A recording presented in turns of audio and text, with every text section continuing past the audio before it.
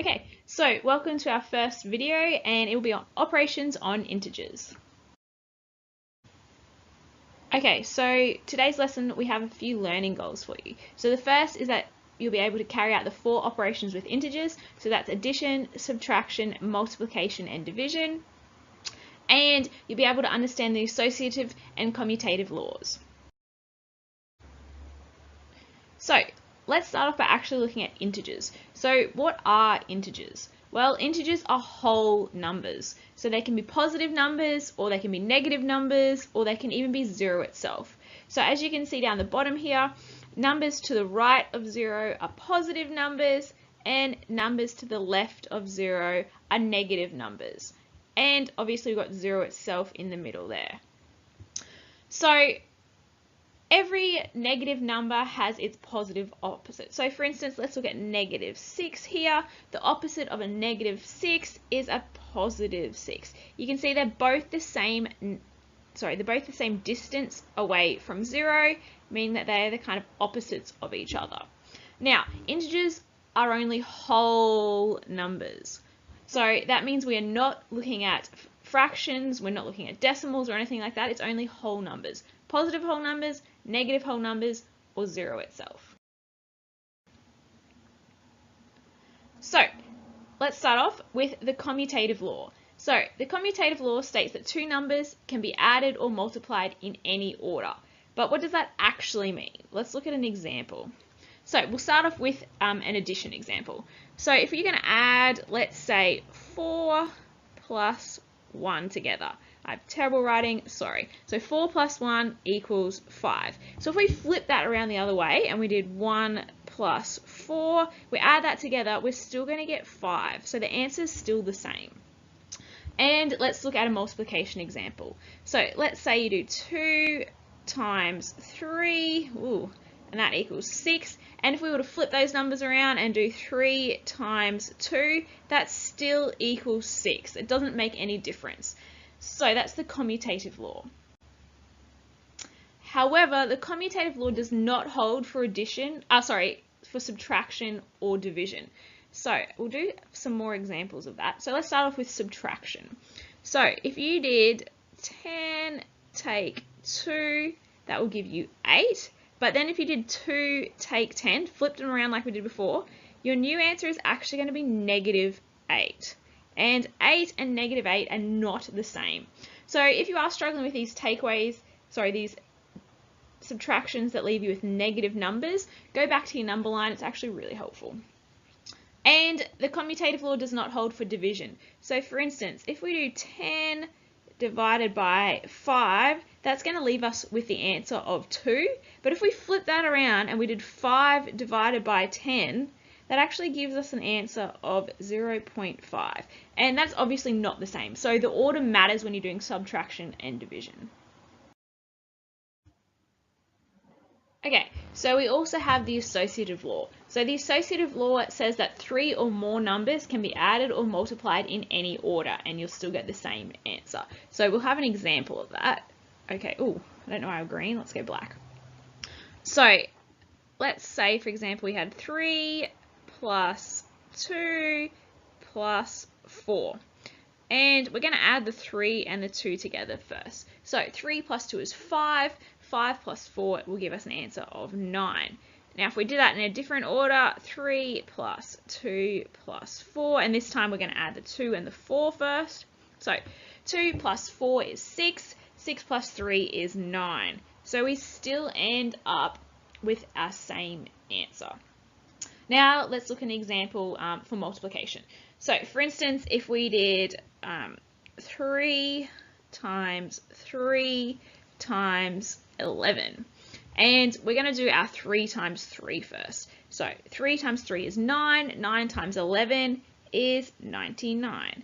And this time we're going to mix it around and we're going to do 3 times 3 times 11, but we're going to do the 3 times 11 first. So 3 times 11 is 33, 33 times 3 will give us an answer of 99.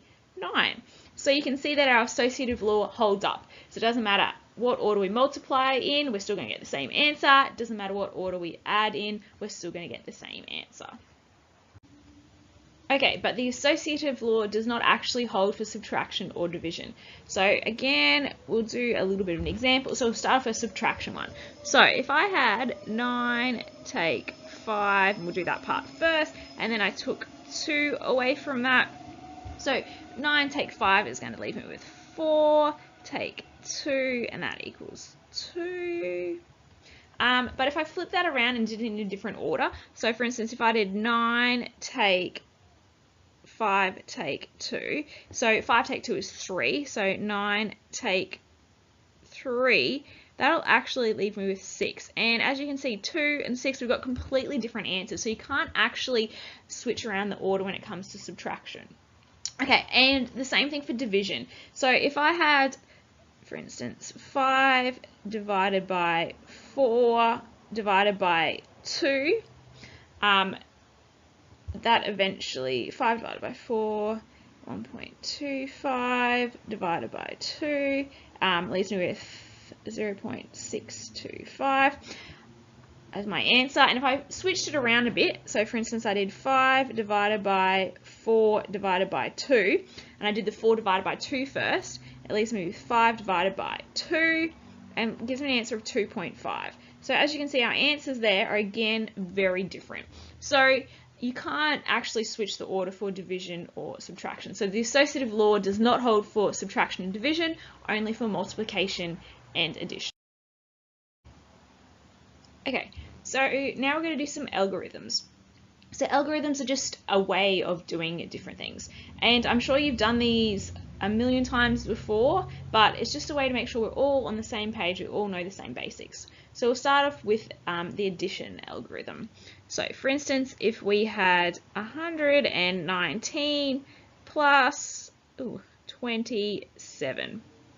So 7 plus 9, add those together, and that will give us 16, carry our 1. Remember, that doesn't make it 11. So 2 plus 1 is 3, plus 1 is 4, and 1 plus 0 is 1. So that leaves us with 146 for our addition.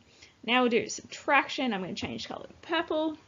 And let's do 552 take away, I don't know, 84.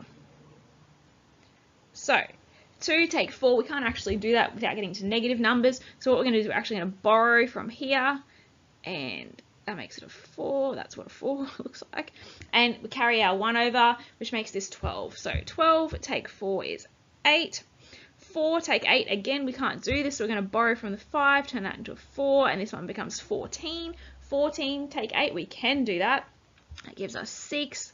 4 take 0 is 4. So our answer is 468. Now switch to blue and we'll do a multiplication example. So let's do 25 times 12. So 2 times 5 is 10, carry our 1. 2 times 2 is 4, plus 1 is 5. Now we finish with a 2 here, so we're going to forget about that. Put a 0 because we're kind of dealing with tens now. So 1 times 5 is 5, 1 times 2 is 2. And then we can actually do our addition algorithm again. 0 plus 0 is 0, 5 and 5 is 10, carry a 1, 2 plus 1 is 3. So our answer is going to be 300. And lucky last in green is division. So let's do 85 divided by 3. So we're going to start off looking at the tens. So 8 divided by 3. We know 3 goes into 8 twice, and there's 2 left over, so this becomes 25. So 3 into 25 we know is 8 times, and we actually have a remainder, which is 1. We'll get into decimals later. For the moment, you can just do remainders. And that's all I have for you today for our video. So you can get started on the exercises. If you need any help, please come and see me or Mr. Eyre in class.